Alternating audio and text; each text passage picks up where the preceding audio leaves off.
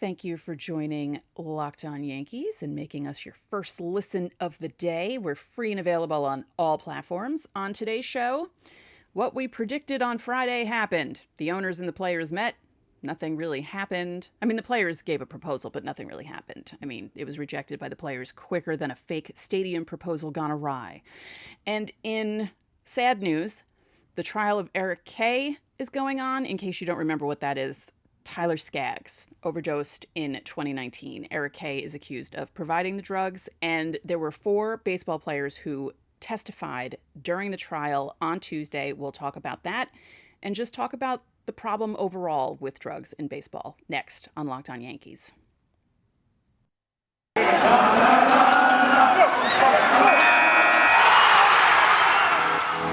You are Locked On Yankees, your daily New York Yankees podcast. Part of the Locked On Podcast Network, your team every day.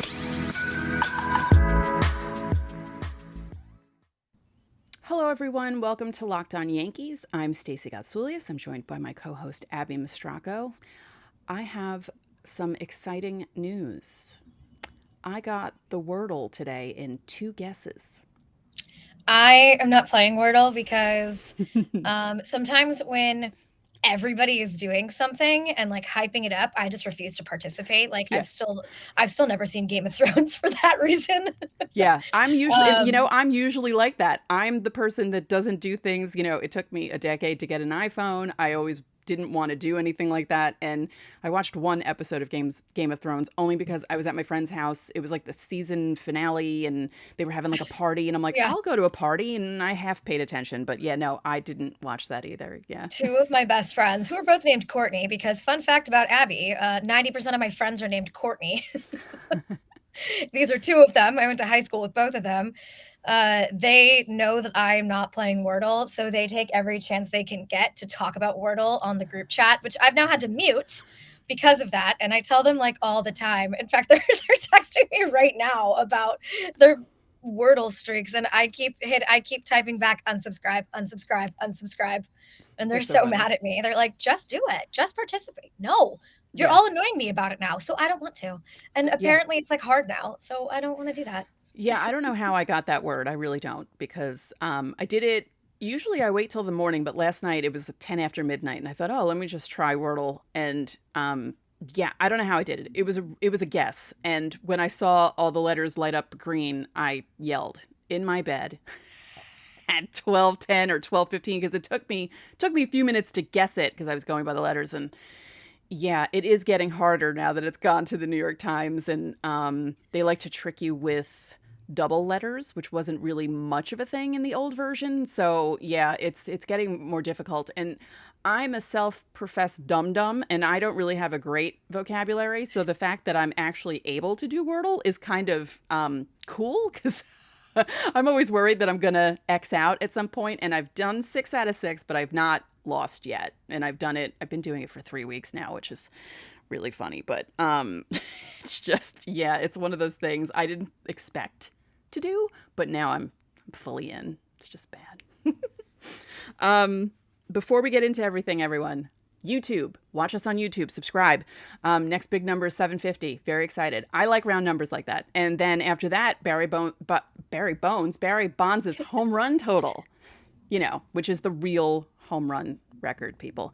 And then you can listen to us audio version. Apple Podcasts, Google Podcasts, Odyssey, Spotify, Stitcher, Odyssey, everything. You can catch us everywhere. And if you have a smart device, which I have in my room, I'm not going to say it out loud, tell it to play podcast Locked On Yankees. So what happened this weekend? Exactly what we thought. Yeah. Meeting didn't last long. The players thought the proposal was ridiculous, and they thought it was a low ball, and they feel like if they try and they feel like they're just negotiating against themselves right now, and that's not really a way to negotiate. They feel that the owners are not negotiating in good faith, as they have sort of felt throughout this entire process. Yes. Yeah. We are no further in this process. We, there's some things that they both agree on, but they can't seem to agree on the numbers, which is key. Yeah. And it's just another banner week in baseball. Pitchers and catchers were supposed to be reporting yesterday, today, something like Yeah, that. Usually I'm already in Port St. Lucie or Arizona by Valentine's Day. So yeah, I would, it's man, depressing. yeah, It really is. I look forward to making fun of all the grainy pictures from spring training, and we won't have them yet. Especially the ones that are literally between a fence. They stick yeah. the camera between a locked fence, and you Well, see someone thousands of feet away on a field. Like, I you love know, that. we've talked about how this is actively damaging the brand, for one, but two, this is going to cause some injuries because right now, a lot of guys are training as though they were reporting today, right? Mm-hmm. They Yep. were continuing their normal workouts, ramping up to the same level that they would be ramped up at this time every year. And now there's nothing. So what do? Do they scale back? Do they stop working for a little bit? Do they just sort of do some light tossing and stretching or just some light work in the cages? This is when baseball comes back, much like what happened in the pandemic shortened season and then as a byproduct last season, we're going to see soft tissue injuries at a higher rate. And they've been increasing the last few seasons. That's not good. Yeah. Like, We're there's also going safety to see issues at guys not concern now. perform as well, also because Yeah. the stopping and the starting and the delays and everything else kind of screws with your routine also, and just you're going to see some guys struggling again. It really might take some guys time to, get their fastballs all the way up to their, capacity or Yeah. their max velocity. So we could be seeing some big numbers early on. It's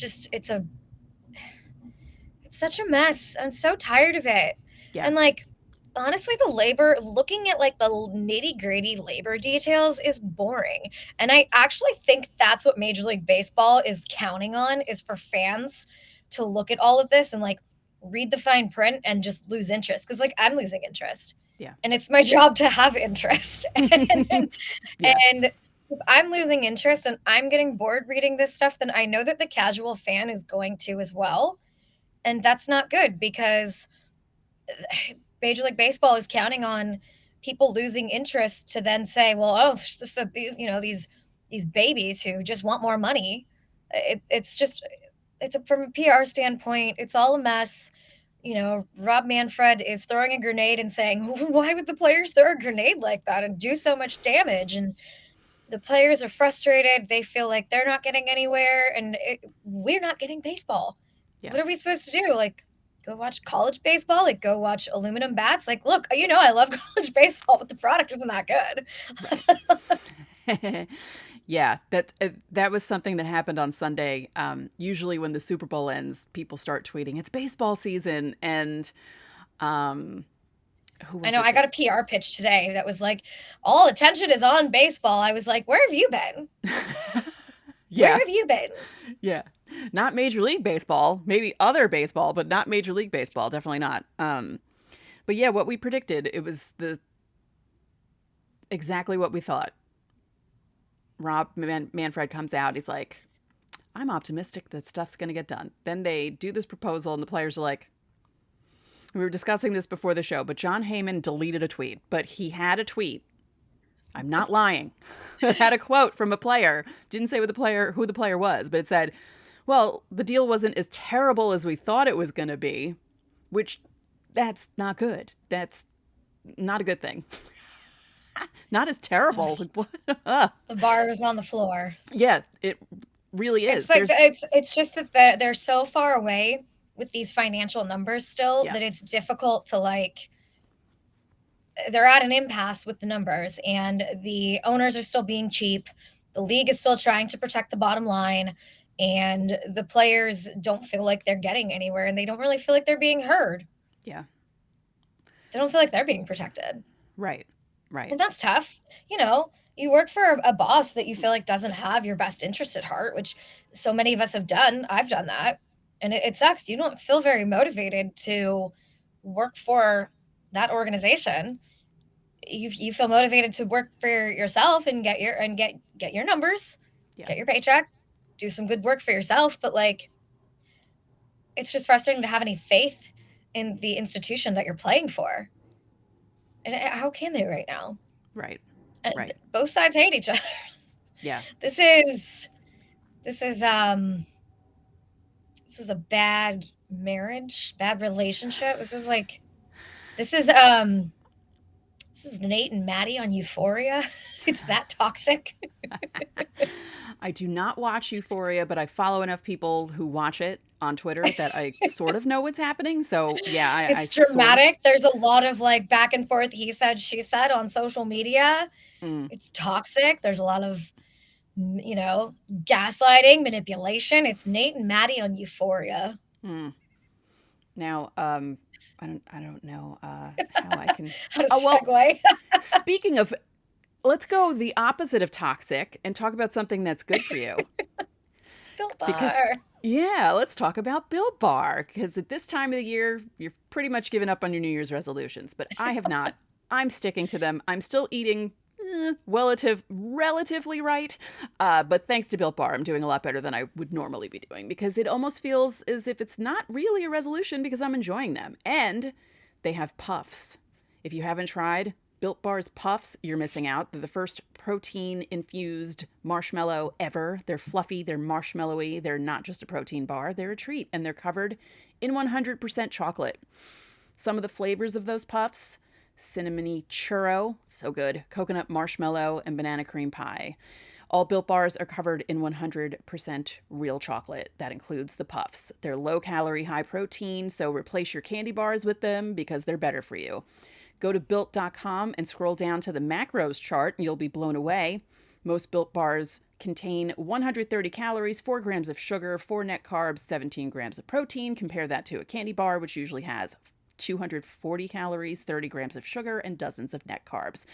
And you know about the flavors if you've been watching the show and listening to the show. I constantly tell you about mint brownie, coconut almond, but new for this month, white chocolate, cookies, and cream. Fantastic. Just, it's so good. Mwah! Built Bar, you're fantastic. Go to Built Bar. Use our promo code LOCKED15. Get 15% off your entire order. Again, LOCKED15 for 15% off at Built.com.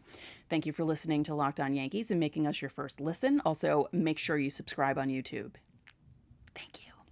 And comment and, give us likes. We do get a bunch of likes, which is very nice. That's the thumbs up button, so we appreciate that. Now we're moving to a very sensitive subject. I was riveted by this yesterday. Yeah, me too. Especially because I have some experience covering the Angels, and I know Eric Kay, and I know Matt Harvey, and Tyler Skaggs and I have a ton of mutual friends. Had a ton of mutual friends. I lived in Santa Monica, where he is from, and was a very proud local. And Santa Monica can feel like a small community. I couldn't look away from this yesterday, and I so badly wanted to because it's so sad. It really is. Yeah. In case you all don't know what we're talking about. Now, the trial's in Texas, right? Because it's in Texas. Okay. If you recall, Tyler Skaggs was found dead in Texas before a game, right? Wasn't it before a game? It was the start of a road trip. It was July 1st, 2019. They were about to start a series with the Rangers. Yeah. And Eric Kay is on trial for providing drugs to Tyler Skaggs, as well as other. Now we know he provided them to other players. I believe they need to prove beyond a reasonable doubt that he provided Skaggs with drugs in Texas. Right. So obviously his defense team is trying to poke holes in that and say, he did not give him drugs in Texas, and somebody else could have met them on the team charter at Long Beach Airport to possibly provide him these drugs. This is where Matt Harvey comes into play, because Eric Kay said Matt Harvey witnessed Tyler Skaggs with Percocets, and Matt Harvey possibly gave Tyler Skaggs Percocets before that road trip. Right. To give you some background, I used to work for Fox Sports West, which is now Bally Sports West, one of those, regional sports networks. And the Angels were a very important team for us. We had their broadcast rights. I was covering the Angels for foxsportswest.com, not necessarily as a beat writer. I did do some road games on the West Coast, but I was mostly just sort of doing features, columns here. I was around the team pretty frequently from 2013 to 2016. So I knew Eric Kay. I knew the PR team. I knew Tim Mead, Adam Trotsko, Matt Birch. There, and look, I had nothing but good things to say about that PR team. They treated me and every other media member with a lot of respect. When I was laid off from Fox Sports West in 2015, EK was one of the first people to reach out to me and say, if you need help, please let me know. I'm happy to send along any contacts that I might have, any sports editors or something like that. I was not aware that he had any sort of drug problem. I was not aware that Tyler Skaggs had any sort of drug. Tyler Skaggs, I think, had Tommy John in 2014, and that was the year that I was around the team the most. But as I said, we had a lot of mutual friends in Santa Monica because I lived in Santa Monica. So it's interesting to see these people that I knew on a professional basis who lived other lives on a personal in their personal lives. Yeah. I always say I don't really care what players do off the field until it affects their on-field performance, because that's when I have to write about it, right?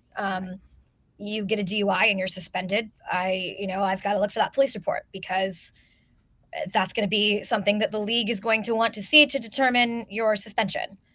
I think we all know that athletes have, long had drug problems. We've seen it in every sport. I work a lot in the NHL, as you all know. I knew Derek Bogard in the NHL. I knew his sister very well because I was the media relations contact for the women's basketball team at the University of Kansas, and she was on the team. I was the media relations contact when her brother died, and I had to field some requests that the family did not want to be dealing with. It's hard to see that these people who you really liked and respected on a personal level were living such different lives away from the ballpark. I don't know. It's especially at this sort of this widespread, how much Eric Kay was distributing drugs to players, and just the need that they felt to do these drugs, to abuse drugs, really, to stay on the field. And with Matt Harvey, there was always rumors around New York that he was partying. We knew he was partying because there were things he got suspended for skipping a game because he was hungover when I covered the team in 2017. And there were, he left the team in San Diego when he was with the Mets to go to a premiere in LA. We had always heard rumors about his partying, and now we're hearing him say, yeah, it could have affected my career negatively. And I did do cocaine. He had such tremendous talent, and it was undone by injuries. I don't know how much of it was undone by his lifestyle, but probably some of it. Right. And it's in 2019, baseball decided to start testing for opioids and cocaine. And it's difficult to regulate pain medication because these guys are going through such intense surgeries all the time. I mean, surgeries are part of life as a professional athlete. I have had my shoulder operated on. It was a very similar surgery that a lot of baseball players have had. And I was prescribed very hardcore opioid painkillers. I did not take all of them because I'm a small person. They just didn't react well with me. And I did need to take them to some extent because I had the whole top half of my shoulder completely reconstructed, and I have metal inside of my shoulder, which is very painful. Your first couple months, really, post-surgery, and even when you're doing rehab, it's the fallout of this is, I don't know what the fallout of this is going to be. I think now we understand how widespread of a problem that it is. And, 2 years ago, baseball decided to start testing for opioids. I don't know how you are supposed to be regulating these other than there's got to be some way to be regulating these other than just random drug tests. Right. I don't know. I don't have the answer to that. It's something that I would like to I'd like to find out, how leagues are trying to fix this, but they're adults, and if they are going to do drugs to perform or to not perform, um, they're going to do it because this is the highest level, and there's so much pressure to stay on the field, and it's not something that any of us can understand unless we've been there or been around it a lot. And I've seen guys just absolutely crushed by one bad performance. They live out their dream, they get called up, and they get lit, and it's over for them because of injuries, because of ineffectiveness. So you do what you think you need to do to stay on the field. It's the same reason we saw guys do steroids. Exactly. Competitive advantage. Mm-hmm. But they're also in pain. I don't have the answer, and I really wish I did, because addiction is so sad to watch. I learned about this a lot with my cousin in rehab for substance abuse 2 years ago. I was very involved in her rehab process, talking to several counselors, talking to her therapists, and it was one of the most, like, gut-wrenching things that I've ever dealt with, watching a loved one go through that. And I just I really, it's, like, emotionally exhausting to watch this trial unfold, but I still can't stop Right. consuming it. I mean, I knew a lot of these players or a lot of these people in certain contexts, and now I'm just rambling because it's sort of like it's been an emotional couple days to watch all of this unfold. Yeah, it really has. And it, as you said, it was probably way more widespread than we ever could have imagined, because it wasn't just these guys on the Angels doing it. You know that there were other guys doing it because of what you said. They feel the pressure to stay on the field. They feel the pressure, especially when you're making, especially with big contracts. I mean, there's pressure all around, but especially if, that's why you would see all those guys doing the steroids back in the 90s and early 2000s. It was competitive advantage. It would give you, you hit a few more home runs, and that's the difference between staying in the major leagues or getting shuttled back to AAA. Yeah. You throw a few more strikes, and that's the difference between staying in the major leagues and having a major league career or some consistent major league time instead of just a couple cups of coffee. Right. Yeah. It's there's a lot of reasons and a lot of I don't know, it's just, losing is also really tough, and the Angels have not had a winning season in a while. That's I was there for the Angels' last winning season. It was a lot of fun to be around that team in 2014. A lot of fun. That's how long ago it was? Yeah. Wow. It's Mike Trout's only playoff appearance, and they got swept by Kansas City. I didn't even realize that it had been. I mean, I kind of joke about that because of the whole, they have two of the best players literally ever. And well, and that's got to wear on you too, because you've got a generational player, and you want to be able to, go throw a few scoreless innings to give him something to work with. Yeah. And the pitching has been a problem in Anaheim for a long time. That's why they took all pitchers in, what was it? Either this draft or the last draft. Like they literally took all pitchers. Jerry Dipoto had absolutely crushed the farm system. Just wow, that's shocking. Emptied the cupboards. And they had no pitching talent. They were having trouble developing pitching talent. And they had these guys like Skaggs and Heaney who were supposed to be the guys who got them over the hump, and they never did. Right. And that's really tough to deal with when you're on a team that should be really good and you end up losing, and losing really wears on you. And it can be like soul crushing. Like it burns you out. Oh yeah. The highs are really high and the lows are really low.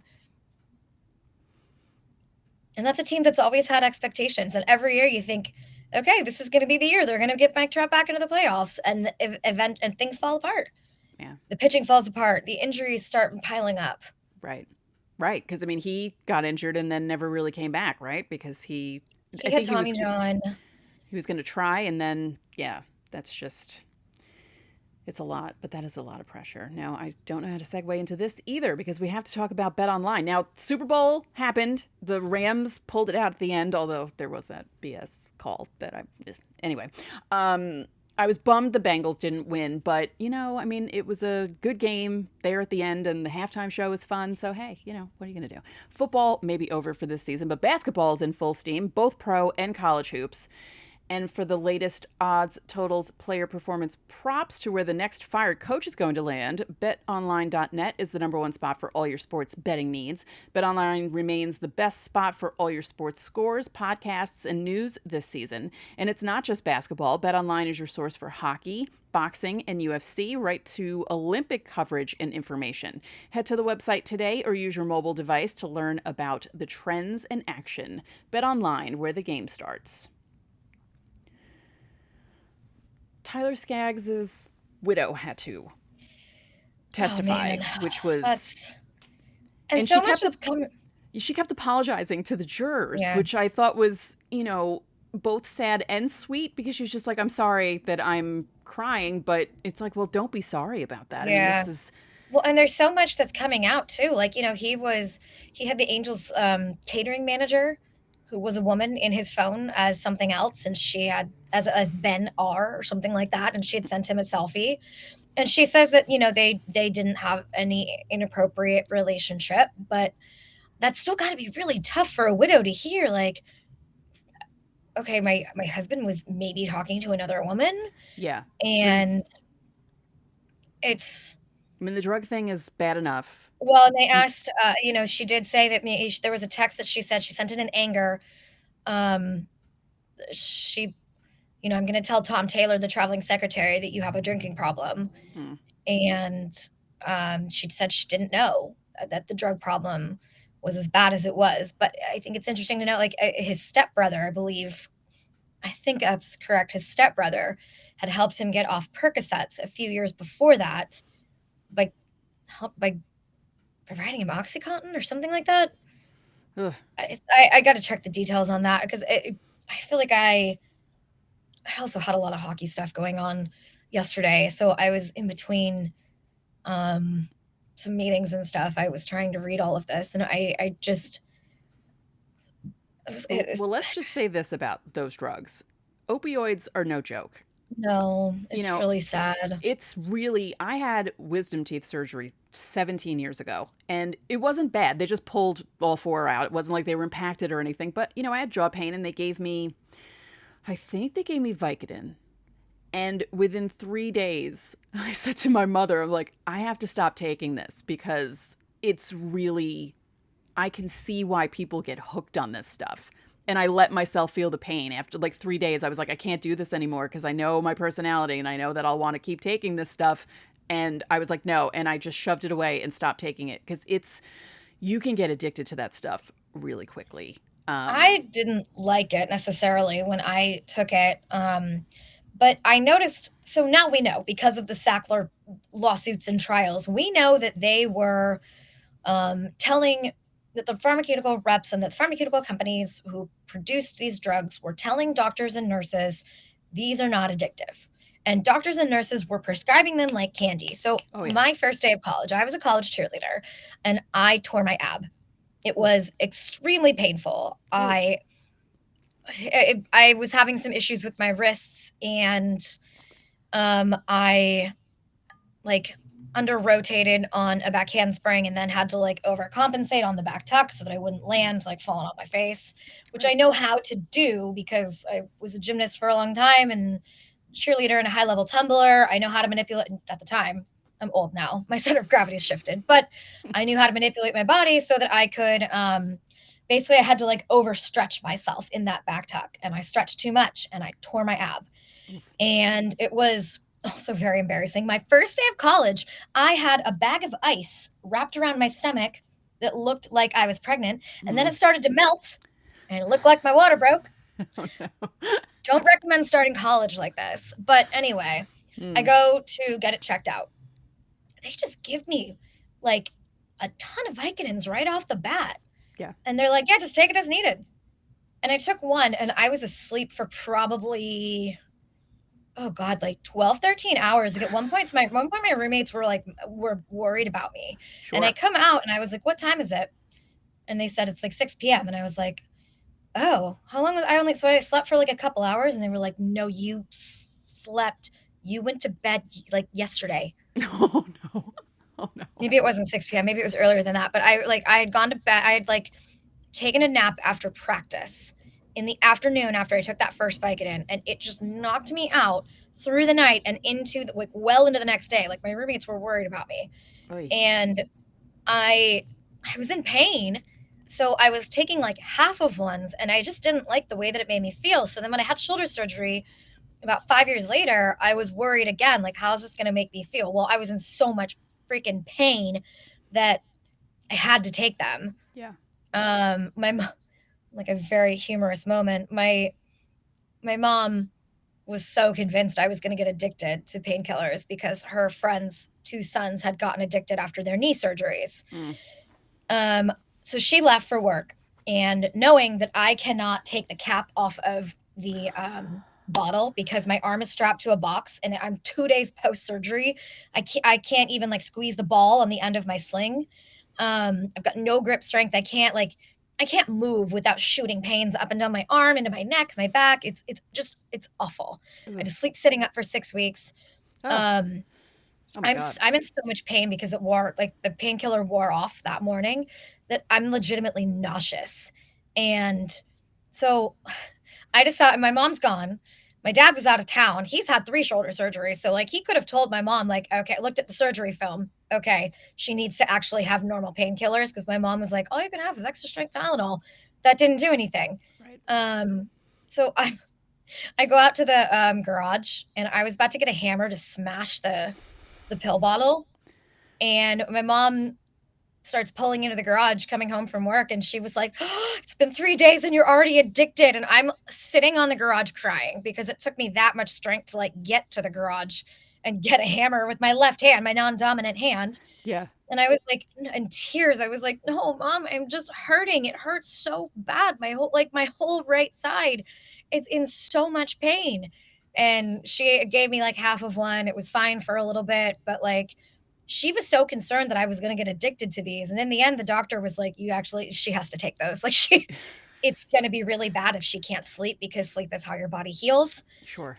But her concerns were legitimate. Sure. Given how addictive those things are and like how many they gave me. Yeah. They were same thing as when I got Vicodin after my ab injury. They were like, yeah, just take them as needed. Take them as needed. No, but like very few restrictions on them. And I had so many refills. And I part of the reason I had refills was because of physical therapy. They've got to go work all the scar tissue out, which is it's awful. I'm supposed to have a second surgery. It's not pressing. Like my arm's okay. I just have to be careful with it. Yeah. I've strengthened it a lot, so it's been much better recently in the last like year, maybe 2-3 years actually, since the pandemic. I've like really worked on strengthening my shoulder again. But like it was the absolute worst. Shoulder surgery is torture. Because here's what they told me when I first injured my shoulder: like, no matter where your shoulders turn, like your body goes with it. So your shoulder affects so much of your upper body, and the pain is just like awful. So I do understand how easy it is for athletes to get them. It was entirely too easy for me to get them as a college cheerleader. It was entirely too easy for me to get them after my shoulder surgery. It was, we have seen a lot of professional athletes get addicted. And look, in the NHL just this year, Jimmy Hayes overdosed, and it's a problem among athletes, past and present, who are still dealing with a lot of chronic pain, and they're doing something to limit it. I don't have the answer, and I so badly do, because I've seen a lot of people that I love affected by the opioid epidemic, and I've seen a lot of people. I've been up close and personal to athletes who are A, in pain, and B, just trying to make it. Right. Just trying to stay on the field. Yeah.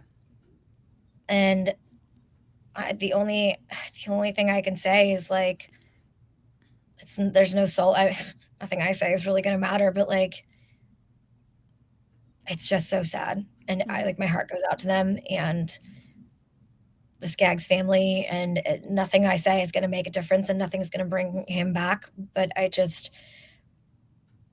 we got to figure something out on how to curb this problem in society and in sports.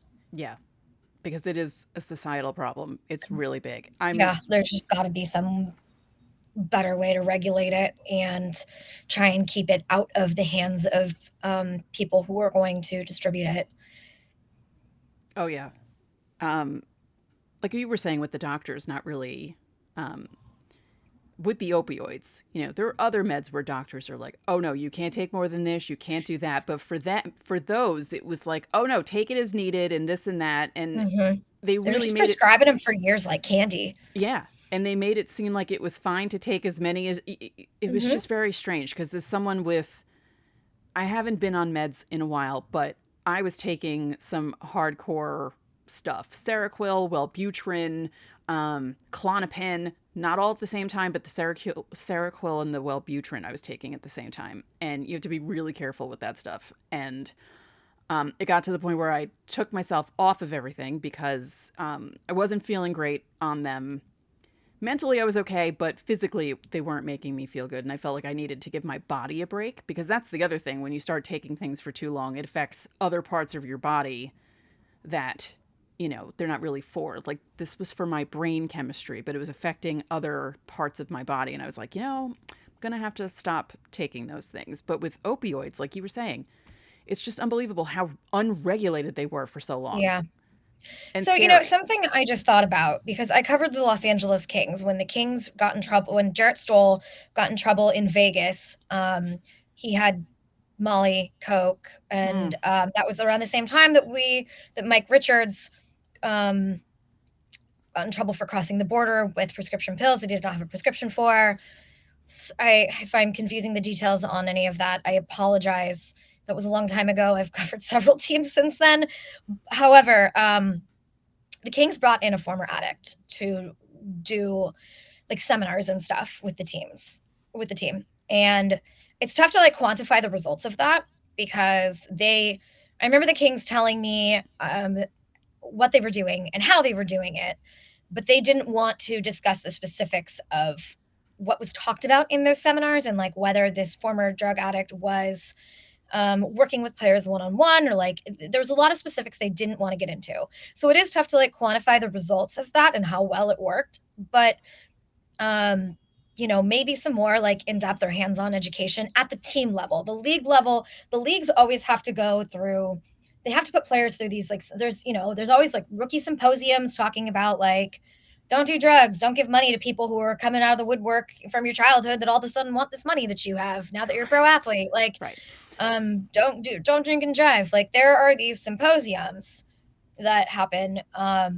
It's almost like when you're working a corporate job and you have to take all of those different, like, this is sexual training harassment. And the sexual harassment training, like, look, I can speak from experience, they're not very effective. They're it's not. Mostly just checking a box. So maybe instead of these programs where you have one person up there and you're talking to a group of people, maybe those aren't the way to go. Maybe it's more in-depth team level training. Of course, that's going to mean that owners have to shell out money for these team level trainings. But the culture of baseball right now, like, look, it's taken some hits in the last year. We've seen a lot in terms of sexual harassment, sexual assault, drug addiction, alcohol addiction. So instead of just having these like seminars where people are telling you like, don't do drugs, don't drink and drive, if you're having more education at the team level, maybe that's something. And I don't know if that's going to help, but like, you got to try something. Yeah. Because now we know how widespread it is and we can't ignore it. And I'm not a specialist in this field. I really did my best when my cousin was in rehab 2 years ago, because my cousin is absolutely one of like the most important people in my life. She's clean now. Her problem was not necessarily opioid as much as it was alcohol. But I got an education from her therapist on just substance abuse in general. And there are specific ways to deal with specific substances. But Sure.